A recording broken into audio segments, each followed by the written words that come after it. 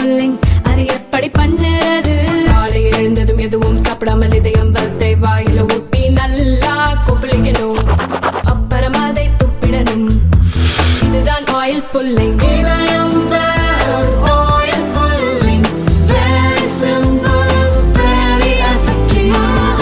ரெண்டு ஸ்பூன் போதும். Lion date syrup, இதுல அயன், ஃபைபர், விட்டமின்ஸ், நோய் எதிர்ப்பு சக்தி அதிகமா இருக்கு. Lion date syrup. 3 ஆண்டுகளுக்கு ஒருமுறை நடக்கும் பாஜக உட்கட்சி தேர்தல் சென்ற நவம்பரில் துவங்கி நடந்து வருகிறது.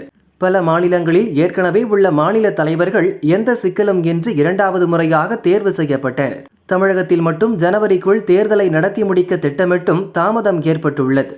இதுகுறித்து பாஜக நிர்வாகிகள் கூறியதாவது: இண்டி கூட்டணியில் உள்ள திமுக போன்ற கட்சிகளை பலவீனப்படுத்த கட்சி மேலிடம் நினைக்கிறது. அதே நேரம் பாஜகவுக்கு எதிரான கூட்டணியை வலுப்படுத்த முதல்வர் ஸ்டாலினும் அனைத்து முயற்சிகளையும் எடுப்பார்.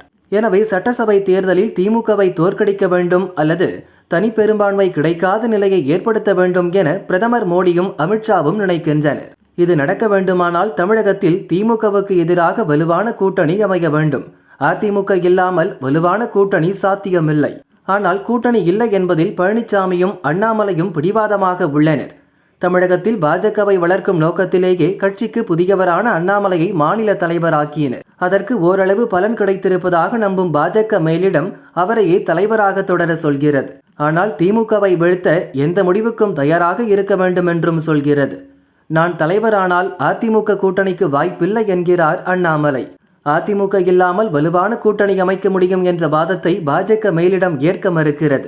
தமிழகத்தில் உள்ள மூத்த தலைவர்கள் சிலர் அதிமுக இல்லாத கூட்டணியால் திமுகவை வீழ்த்தவே முடியாது என்கின்றனர்.